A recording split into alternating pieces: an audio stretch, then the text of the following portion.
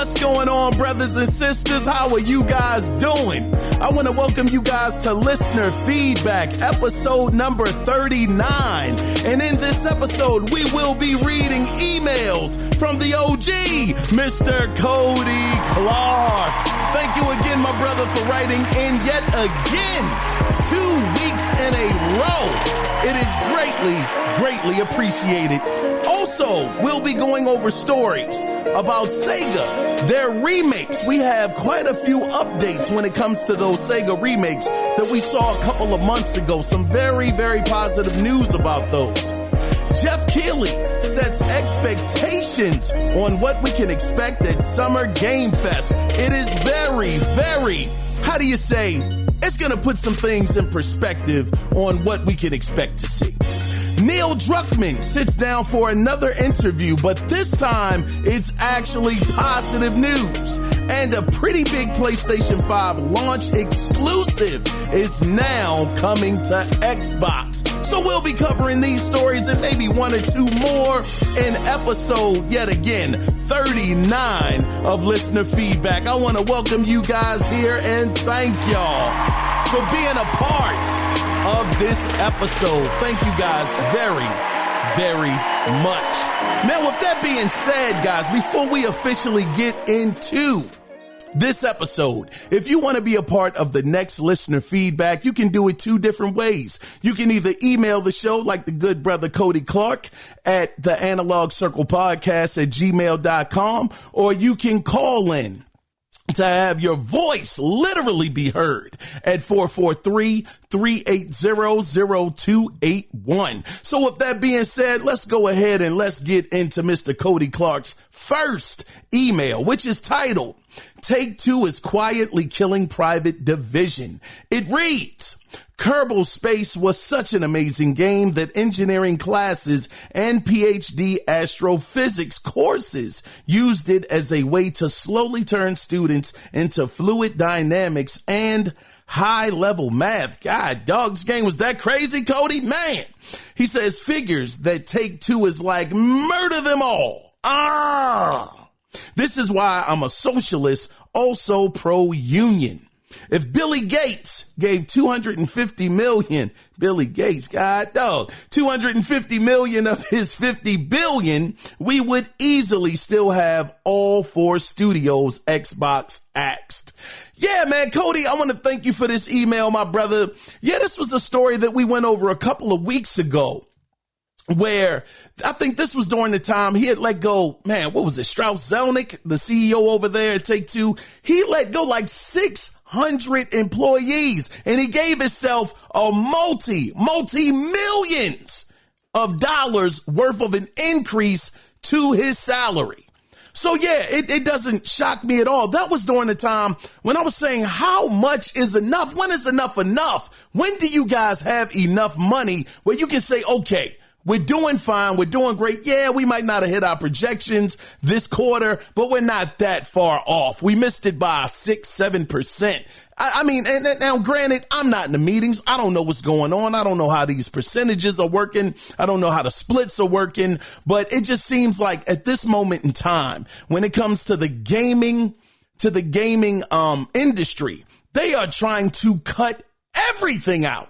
I mean, this AI situation and things of that nature, them cutting plenty of different jobs, unfortunately. It just seems like at every turn, every nook and cranny, they are just continuously trying to save money to get those budgets down lower and lower. And then Strauss Zelnick had the nerve to come out last week and say that this new AI technology, he does not think that it's going to have people lose their jobs, when he was the same one that laid off or fired hundreds of people from two different studios. And I'm not just saying it was just the two studios that were affected, but 600 people were affected by these layoffs. And he actually shut down two studios that were very, successful, maybe definitely not on the same level as a Rockstar or a 2K. Absolutely not. But they were doing great things in their own right. With Ollie Ollie, that was another game that was very much so enjoyed by many. A lot of people really enjoyed that game, thought it was a great game. And then just hearing you, Cody, talking about that they were using Kerbal Space as a doggone astrophysics course. That's just nuts. So, that just goes to show that the talent was not the problem, that, it was something deeper going on. Like I said, I don't know how these percentages work, how these splits work or anything like that. But again, it just seems like no matter what, no matter how successful your game is, no matter how talented your studio is, you are on the chopping block. That's what it seems like. And it's not just for Rockstar. We just saw what Microsoft did over there with the team at Hi-Fi Rush. They shut them down. They won 2 awards. And we were told by Aaron Greenberg that the game was successful, that it did meet those metrics. But yet those guys are no longer employed. So yeah, it's just a very, very rough time, Cody. Nobody knows where the industry is headed. Nobody knows what's going to happen in the future. Different technologies are being made that are taking jobs away. Seems like continuously, the budgets seem to be out of control. And, as a result of that, they're getting rid of a lot more people as well, trying to get these budgets together.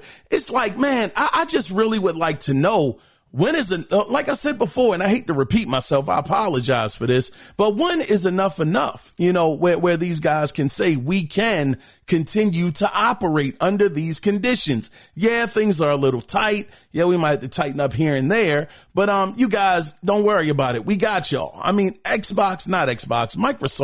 $1 trillion company, $3 trillion, if I'm not mistaken, dollar company. I understand they got those trillions because they were making great moves when it came to the money. But golly, does everything have to be about the money? If we're staying afloat, we're doing fine. Everything is okay. I don't understand. It just seems like they keep wanting these companies, these different developers to continue to make more and more and more money when everything, no matter what it is, everything has a ceiling. Eventually, you're going to run out of real estate. So I'm hoping that eventually they get this together. Who knows how long it's going to be, how long it's going to take, and what the results, the long-term results are going to be with these different moves being made right now. Who knows what the industry is going to look like tomorrow. But I'm just hoping that, eventually they'll be able to get these things, under wraps. Would you guys really be that down if gaming experiences, let's say we can't get those 30 and 40 and 50 hour gaming experiences, Baldur's Gate being like 600 hours. Let's say that we can't get those and games have to go to around like 12 to 15 hours so that they can save money on these budgets. Would that be a make or break situation for you guys? Would it be a situation where you're like, man, I need at least 30 hours to feel like I'm paying the $70 that I'm paying is giving me, my money's worth. And I understand that $10 price hike, that ain't nothing nice. Believe me, especially in this economy, that is not a good thing at all, to have that happen. But to be fair, we do have services like Game Pass that give you their games day and date. Now, granted, it might be some compromise. It might be a couple of compromises there. We just saw Senua's Saga. Game is between maybe 9 and 12 hours. I don't have a problem with that. That's not a real problem for me. But I understand everybody is different. There's some people out there, they want RPG numbers on everything. Give me 50, 60, 70 hours. That is not me. So if it did come down to it where these budgets had to be cut in order for these guys to stay around and continue to make these AAA games, then I say that's fine. That's just a bullet. That's a bullet I'm willing to bite, just to make sure that we can continue to get these AAA experiences, because the last thing that I want, as much as I enjoy AA games, the last thing I want is for us to be flooded with nothing but AA games because the AAA budget is way too much. I know it was a publisher that came out this week, doggone, I cannot remember their name. I do apologize for that, but they said that they may have to up it again to $80. And I mean, they got, was it Embracer Group? It might have been Embracer Group. Don't quote me on that though. I don't want to throw, bad press out there to those guys if it's not true, but I think it was Embracer Group. But if I'm wrong, my apologies. But they were saying that they think that the prices are going to have to hike back up. And like I was saying, some developers were like, yeah, good luck with that. That's not going to fly. That's not going to work. And, they're just continuing to go into the wrong direction. If you ask me, I would not be shocked that $70, that price tag that is going on right now for current games, it would not shock me that games are selling less because of that. Yes, it's $10. I get that. $10 is not a lot of money, especially in today's time. You can get a pack of bubble gum and a soda, and it seems like it's $5 or $6 just for that. So yeah, $10 isn't going to take you far. But when you get that $10 increase to go on top of that, spending $70, yeah, the optics looks a little leery and weary. Like, do I really need that? Nah, I'll wait for a sale. So, I mean, I would like to get you guys, ideas on that. Would you be upset about the gaming experiences being knocked down to, let's not even say 15. Let's say between 15 to 18 hours, somewhere around there. If you want to complete the whole game, side missions and finding different treasures and, trying to platinum the game, let's say you get roughly about 20 hours out of it that way. Would you guys be upset with that if we got more of those experiences? For me, I would be absolutely fine with that. I wouldn't see a problem with that. Now, granted, I understand with RPGs and JRPGs, that's a different genre. That's a little different. You got to bend a little bit on those. But let's say instead of 50 hours, you're clocking at about between 35 to 40 hours. That's where you're clocking in at. I would just like to get you guys' opinion on that. But again, Cody Clark, thank you for this email. Greatly appreciated, brother. And I will read your second email in just a minute. But I do want to go over just a couple of stories that I found during this very, very exciting week right before Summer Games Fest and the Xbox Showcase. Ubisoft is going to be up. Nintendo is going to be up. This is going to be a great, great week for us gamers. It is the Super Bowl of gaming. This month, this week will kick it off. But before we get into all of that, like I told you guys, just to go back to something I just said just a couple of seconds ago, I'm definitely a fan of AA games. And me, I'm not sure how many of you guys are actually fans, speaking of AA, of Little Nightmares. But I mean, that was one of my favorites. Man, that game was so dope. I thoroughly enjoyed it. But I don't know how many of you guys may have given it a shot. But if you are a fan of Little Nightmares, this is a little unfortunate. I actually got this story from Gaming Bolt, but Little Nightmares 3 has been delayed until next year. Now, the team had this to say. They said, quote, "The teams at Supermassive Games and Bandai Namco Europe have been working towards delivering the best experience possible for the next entry in the franchise. As much as we can't wait for you to return to the nowhere, we also, want to make sure we give the game the care and love it deserves. Quality is a top priority for us, and we know you feel the same way." End of quote. So yeah, unfortunately, no Little Nightmares 3 this year. Next year sometime it will be released, but that is okay because we still have quite a few more games that will be releasing later on this year. We'll find out more about that sometime later on this week, Friday, actually. We'll find out more about that. But this is unfortunate. That game looks really, really good. And again, if you guys haven't played the first or the second one, they seem to always be on sale, so you can get them pretty cheap. Man, fantastic games. Just awesome gaming experiences. I thoroughly enjoyed them. I didn't even know Supermassive was actually behind this one. So this is going to be really, really good. This is a pretty busy year for them. They got another game coming out this year. They got this game coming out next year. So maybe it's not a busy year for them this year, but they seem to be busy in general. But anyway, let's go ahead though, guys. Let's get into another story that I actually got. And this is from The Gamer. So this is, actually, no, that's not The Gamer. I actually got another one here. Hold on. Give me a second. I don't want to get started with that one. I want to get started. Actually, it is with The Gamer.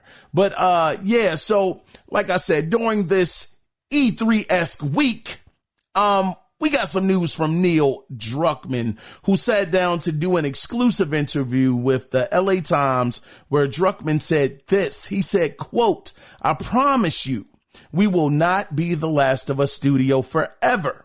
Druckmann reassured fans that there are multiple, that should have been an end of quote, but he said Druckmann, he reassured fans that there are multiple projects in the pipeline, including, quote, multiple single player projects, end of quote.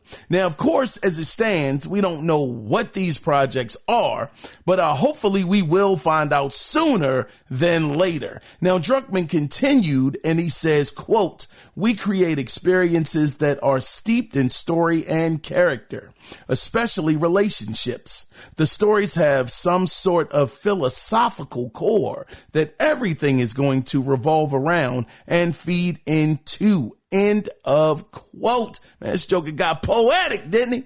Now, I know that this is a long shot, but, you know, him talking about multiple projects being in the works, and my favorite thing to hear, quote, multiple single player projects, end of quote, that are in the works as well. I would love for them, and I'm sure I'm probably completely on an island by myself by this request, but I would love for them to revisit Jak and Daxter. Jak and Daxter in today's time, with today's graphics, with the Naughty Dog that we have today, with the storytelling that they can do now.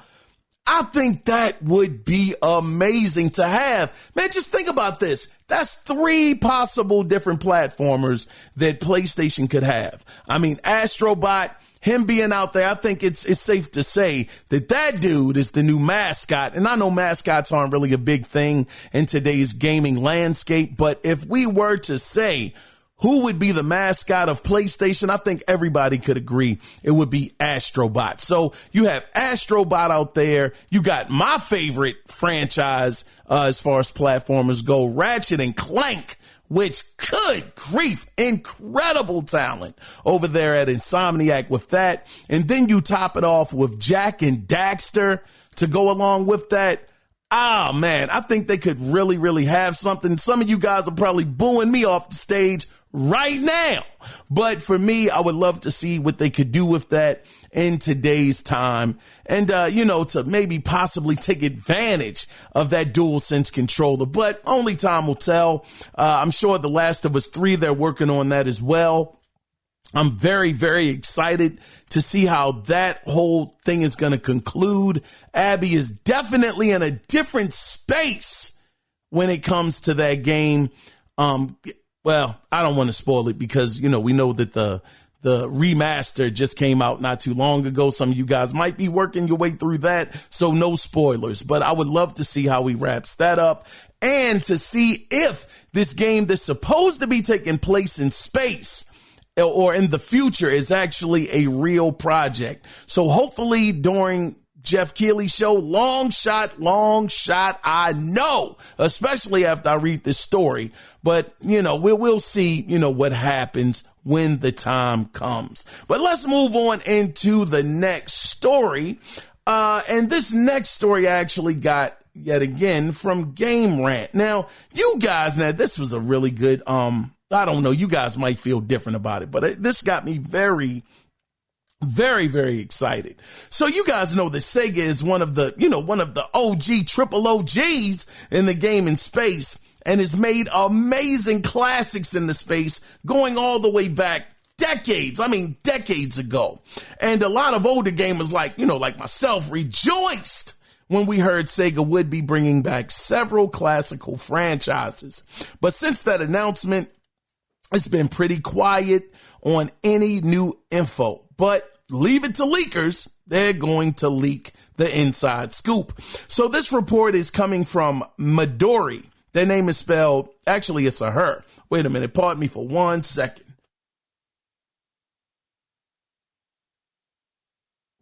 Pardon me, had to get that cough off me.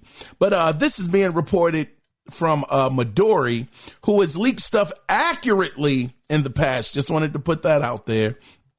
And according to her, Sega has more than one revival for games like Crazy Taxi and Jet Set Radio, with one revival for the latter being a remake and another being a reboot with gas elements such as online multiplayer. Now, she also revealed in a tweet that both Crazy Taxi and Jet Set Radio remakes will be developed with most of the original staff. That is awesome. That is fantastic. To get the most of the original staff that worked on the game, that's a W. It continues. She also said these remakes will also be developed using Unreal Engine 5. Y'all know that's music to my ears. Unreal Engine 5. Now, these versions of the games will be released before the gas version reboots. Now, the remakes are allegedly very similar to the original games, but will have new features like multiplayer for Crazy Taxi Remake, as well as DLC cosmetics, both day one for both. So this is very, very good to hear. So it seems like, okay, they're going to make the remake first. And then once the remakes are released, then they're going to put out the gas game. So two totally separate gaming experiences. If you're not, if you're anti-gas games, you don't have to worry about these remakes actually falling under that category. The remakes are going to be their own thing. And then the gas element to the games will come out at a later time. So I'm glad to hear this is being made in Unreal Engine 5, which is awesome to hear as well. Crazy Taxi getting multiplayer, to go with the game as well. That's a very, very nice thing to hear, to have a multiplayer element to it. I think that would be very, very good for Crazy Taxi. I don't know exactly how that would work out, but I'm sure they're probably working on it, working hard at it. But nonetheless, with DLC cosmetics being available for both Jet Set Radio, being able to change your character up, maybe with some of the DLC, get yourself some different skates, a different outfit, or things of that nature. It's very, very interesting to me, especially me being such a big fan of Jet Set Radio and Jet Set Radio Future, which I believe that was the Xbox version, the sequel. I think we're all looking forward to. I'm not so big on Crazy Taxi. I had Crazy Taxi. It was cool for the time being, but it really didn't have a story. You were just riding around, picking up people to get the fares and trying to get them to their destination in time. I hope that they are able to evolve that concept a little bit more to fit in today's gaming landscape, because doing that, yes, it was fun, but we're talking about 1999 to 2001, maybe 2002, when that game came out on Dreamcast. So things have definitely evolved a lot since then. Now, maybe with the multiplayer element being added into it, maybe you're actually racing against other people to see how many of y'all can get, or who can get the most fares, before the other players. That could be an element as well. But, I look forward to seeing what they're going to do with this. Again, This is very exciting. I'm glad that they're working on them. Glad that they're bringing back Jet Set Radio, the remakes, and all of that good stuff. So yeah, this should be a really, really, it should be very exciting. Also, we got Golden Axe that's being remade. Shinobi is being remade as well, which means if these are being made in Unreal Engine 5, I'm sure those are going to get the same treatment. So I'm sure Golden Axe with the multiplayer element, it'll be several of you guys being able to be different characters, teaming up with each other. That'll be dope. Now, Shinobi, who knows what the world they're going to do with that. But either way, this is very exciting news. I'm glad to hear it. Glad to hear that they're hard at work at these, and that even though they are going to be making gas versions of these different games, they are at least going to stick to the core and give the guys like myself or other fans of these franchises the remake first. Put all of their resources on that, and then move on to the gas games. But with that being said, Cody, I got to read another one of your emails that you sent in, my good brother. So this seems like, yep, this is the final email from you, Cody. Now, the title of this email is Sony Pictures will use AI to cut film costs, says CEO Tony Vinquera slash dot. I don't know. Okay. You sent me the article to this, Cody. Let's see what the article said. Man, hold on. They're using AI as well. God darn. So this is not even just a, wow. This isn't even a video games situation only. They're actually stretching this out to the films as well. So let me see. This says Sony Pictures will use AI to cut film costs, says CEO Tony, I know I'm pronouncing his name wrong. Spelled Vinciquerra, Vinciquerra.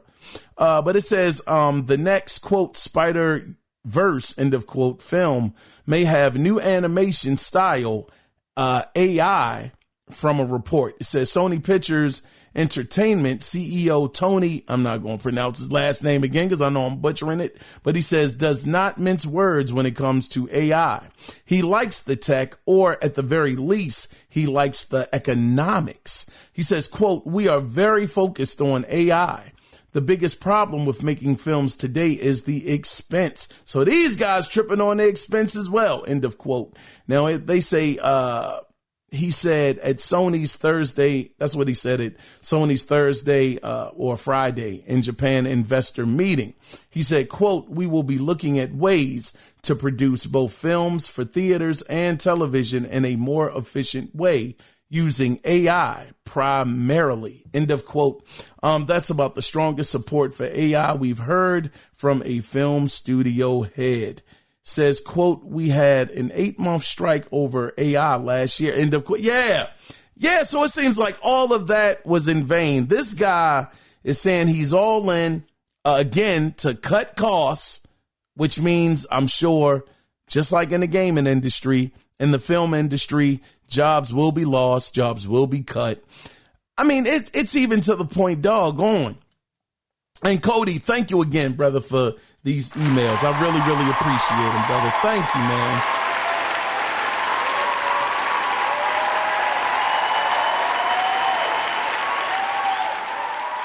I mean, doggone, it's to the point where, sheesh, I guess gaming and film really aren't that different. One is just interactive. The other one is not. But the story has to be there. The artists have to be there, depending on the CG, the animation has to be there as well. So yeah, they're pretty much running neck and neck, but just to hear this AI situation creeping up in the movies as well. I mean, doggone, we, like I mentioned, and I'm going to repeat myself here, so I apologize in advance, but we heard that they're trying to replace the talent, the voice acting talent as well with AI. Talking about the AI writing scripts, you know, the AI, it just seems like it's so much of a emphasis on this AI technology. And this guy right here, this dude is all in. They said that they haven't heard anybody talk about the AI or be behind it more than this guy. This guy's like 10 toes down. And the unfortunate thing is, it seems like it won't be anything that can be done. I mean, Cody Clark, you know, I know you had said you're pro-union, and there's nothing wrong with that. I would be pro-union too. I would want somebody watching my back, you know, for things like this. Like if my job is being threatened, I would like to get representation to help me out to, you know, be able to fight this. But is it even possible, Cody? I mean, the article said that, quote, we had an 8-month strike over AI last year. Pardon me for that. I thought I disconnected my phone from this. Hold on 1 second. All right, there we go. Sorry about that. But, like stuff like that, it makes me wonder, is there some kind of clause in there that says, well, you can't do anything about, this when it comes to this? I don't know. But either way, this AI situation is definitely going to be a problem, especially in entertainment. I mean, God, dog, we've seen it even in music when you got the AI actually acting like it's Snoop or Drake, Kendrick Lamar. When their beef was going on, it was AI that they had out there acting like they were, Drake, or acting like it was, Drake or Kendrick. Shucks, even Drake used Snoop Dogg's voice and Tupac's voice when it came to one of his diss tracks against Kendrick Lamar. So it's just a situation where this thing is everywhere. Now, what the ramifications are going to be long term, I mean, we can all pretty much see where it's headed. Of course, we got to watch it play out to get the full understanding. I don't even think that. I mean, we can all see it clear as day. You don't need to play any darn thing out. It's trouble. It's trouble, for people that are trying to stay employed and trying to just make a living. But Cody, it's greatly appreciated, man. Thank you so much. Even the film industry, man, oh man. But let me pick it up though. I don't want to be all down. This is a very, very good week, Cody. We got some exciting things that are going on. Let me continue though. And Cody, again, thank you for the emails, my brother. Thank you so much.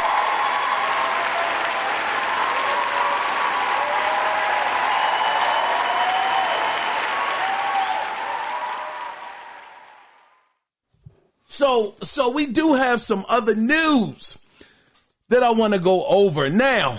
Like I said, this is going to be a good week. We're going to stay positive, Cody. Everything is going to be all right, man. We're going to speak it into the atmosphere. But let me see. It's another story that I got actually from PC Gamer. Now, Jeff Keighley, he came out onto a Twitch Q&A to set some expectations when it comes to Summer Game Fest. Now, Jeff said the show will consist of, quote, existing games, that have new updates for fans. This is not a show that has a lot of coming in 2026 or 2027 or teasers for games that are years and years out, end of quote. But Keighley did say, quote, there will be definitely new announcements, end of quote. So for anybody that thought that we were going to see, I don't know,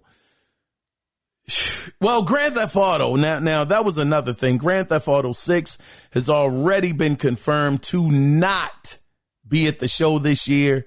I don't think anybody's shocked at that. Rockstar, they do what they do. They move to the beat of their own drum.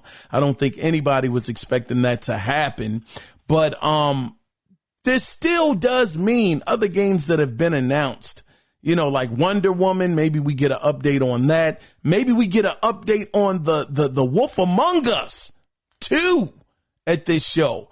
So I would look at this as, whatever Jeff has had in the past that premiered on his stage, whether it was last year before last, some of these games that have been taking forever to get to market, I'm looking at it like we'll probably get updates on those. Now, who knows? We might get a couple of, razzle dazzles up in there. Like he said, quote, there will be definitely new announcements, end of quote. But, it seems like if anybody was looking for something coming out in the next 2 to 3 years, don't expect it to premiere at this show. So, to me, I really appreciate him setting those expectations. I still think that it's going to be a really, really good show. I have a lot more confidence in Jeff Keighley after last year's show because he had a lot of good announcements. I thought it was a solid outing.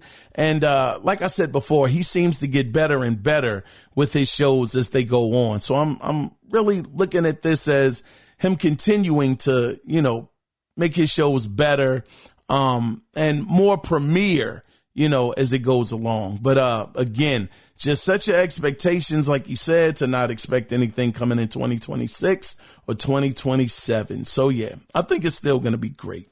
But the next story that I actually got from Tech Radar. Now, one of PlayStation 5's launch titles has finally got an official release date on Xbox. It is no other than Kena Bridge of Spirits. Now, this game will release on Xbox Series S and X and Xbox One on August 15th, 2024. This game was so dope. This game was so darn good. They also mentioned that the Xbox version will also offer 2 new hats that you can use to dress up the Rot with.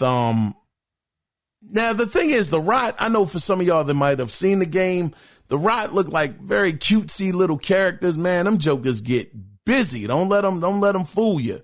But these 2 hats you'll be able to dress them up in, and yeah, the Rot, they're your companions, and man, some of their powers, they gets it in. And that's the thing. Kena Bridge of Spirits in general is a game that actually is kind of hard. This game I was struggling with. I kind of walked into this just like I did with Ori and the Blind Forest and Ori and the Will of the Wisp. I didn't beat the Will of the Wisp yet, but Blind Forest, I definitely beat that. I thought that it was going to be a nice, little platformer, kind of cutesy, just nothing too serious. But man, when I got into the thick of that game, god darn, that game was rough. And Kena Bridge of Spirits is that. So if you're looking for a challenge, you're looking for something that is not an easy pushover, like myself, I'm always looking for something that's kind of easy, because again, I'm in this thing for fun, not for a challenge. I want to have a good time, but if you are one of those people that want to get into a nice challenging game, Kena Bridge of Spirits will definitely give you that. Now, I will also say I don't think this game is going to be in Game Pass, so you actually got to go out and buy it, which I'm sure you guys that want it won't have a problem doing that. And I'll tell you, it is definitely very, very much so worth your money. It was a beautiful looking game. Gameplay was solid. Story was pretty good. The gameplay, graphics, story, the voice acting was very well done as well. And the soundtrack, that was another soundtrack that was really, really well done. I definitely enjoyed it. I thought it was a beautiful game, and I think you guys, will enjoy it as well. It's a bit of a platformer as well, more so action adventure though. And some of Kena's abilities, man, when she get that bow and arrow, it is so dope. That game was good, man. I went back and just looked at that game. Man, that was about 2 months ago. It wasn't, recent, but I just went back just to play it just a little bit. And that game is that game was just so good. So for any of you guys over on Xbox that were very, very much so interested in Kena Bridge of Spirits, but because it was an exclusive, didn't get a chance to play it, and you didn't get a PlayStation 5, now is your chance. But let's get into the next story that I actually got, and I got this story from GameIndustry.biz. Now, is this the last story of the week? Nah, we got one more.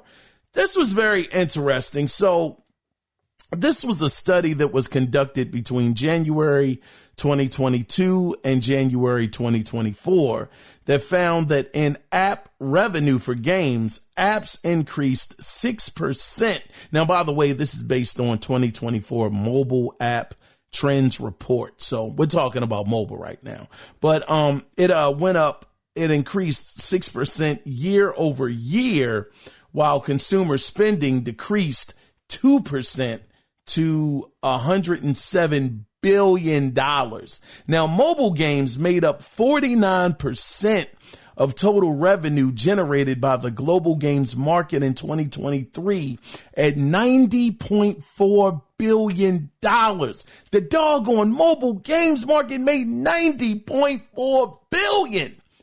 49% of the market of the doggone spending, the global games market, they made up 49% of it.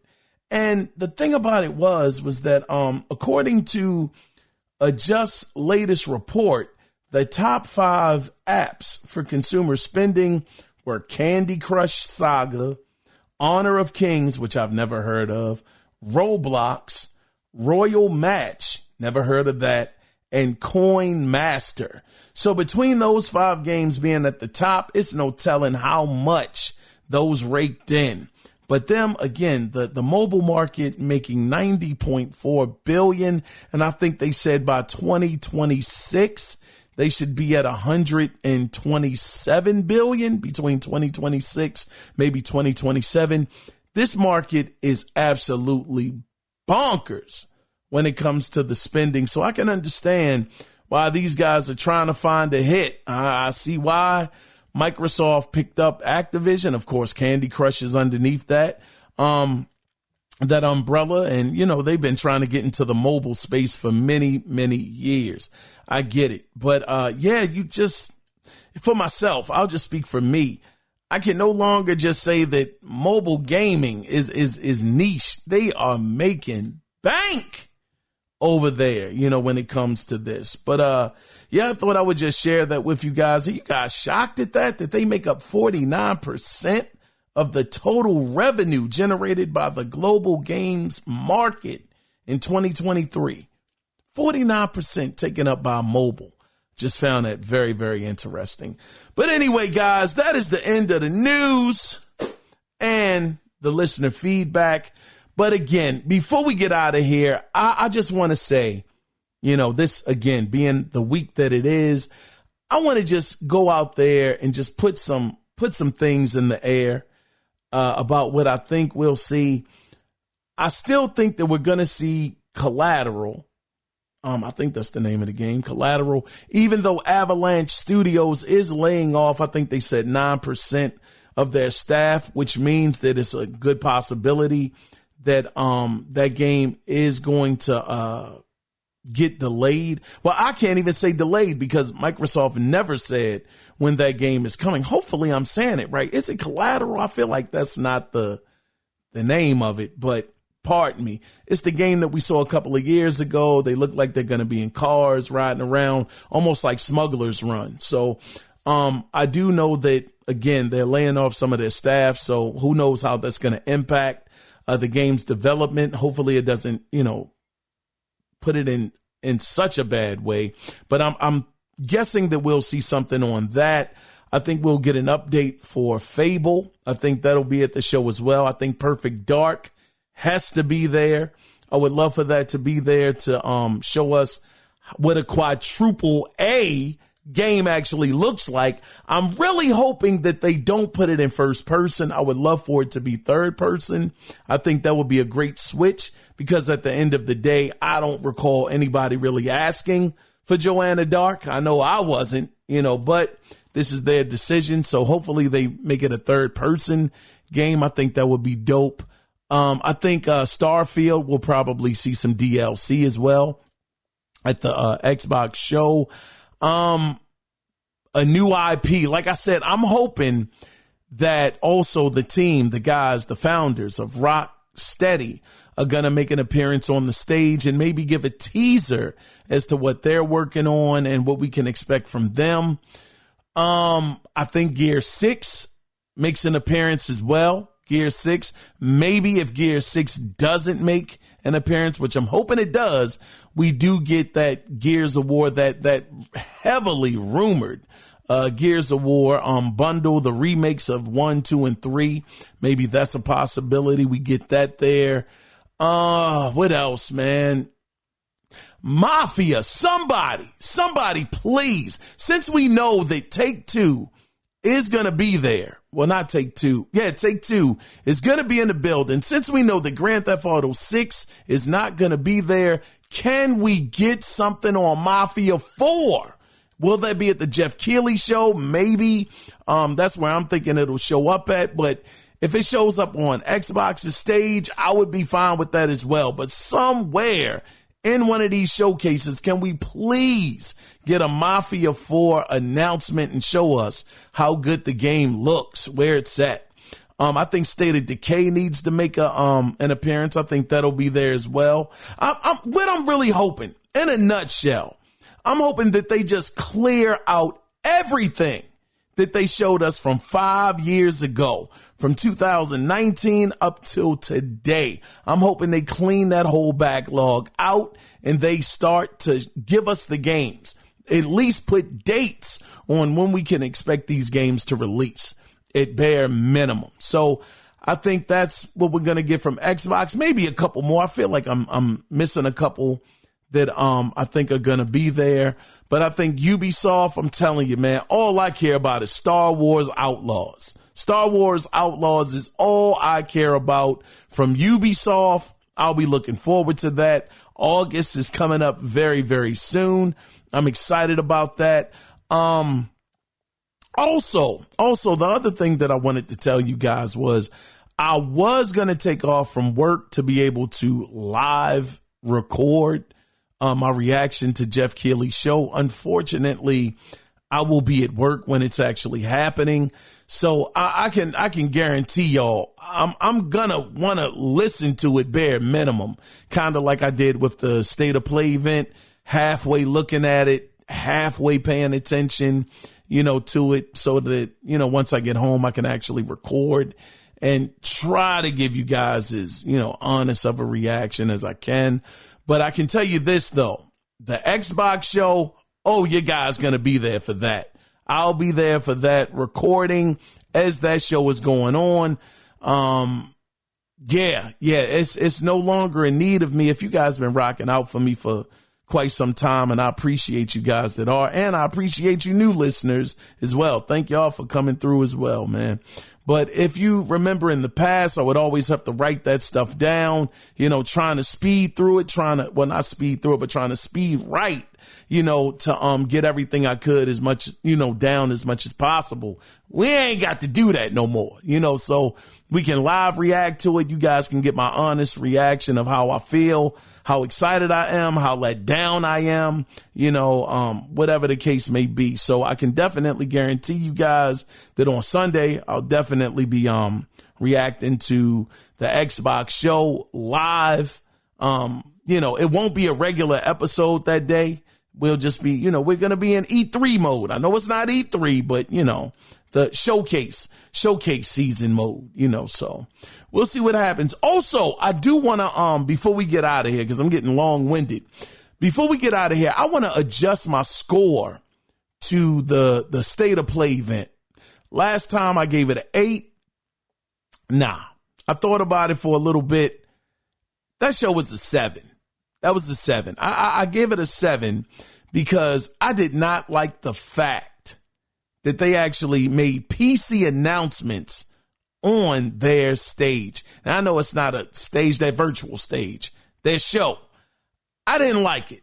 I think that kind of stuff, you need to put that, in a tweet or something like that, but don't put that on your doggone show. So yeah, I had to dock them for that. Until Dawn, we've been there, we've seen it. Don't know why y'all are remaking that. God of War, Ragnarok, phenomenal game, but I didn't like that. Yeah, making that PC announcement. So on the PlayStation show. So hey man, oh shoot, hey Xbox, hey Sarah Bond, Matt Booty, Phil Spencer, please don't make any announcements for PC. Not for PC. PC is going to happen, but no announcements for PlayStation at your show. PlayStation or Nintendo, don't do that. That's the only thing I'm hoping that they don't do, is say, you can buy it also on PlayStation. What the world? Yeah, I don't want that. But I think overall, this is going to be a great time. Friday, things are going to kick off. Well, actually, Thursday, things really kick off, for Game Fest. But Friday is the show. We get a break on Saturday, and Sunday we are off to the races. So definitely looking forward to this. Can't wait to live stream it. And we're we're going to have some good times, have some good fun. So with that being said, I've been long-winded enough. I was your host, Keon Mitchell. And again, thank y'all for being here.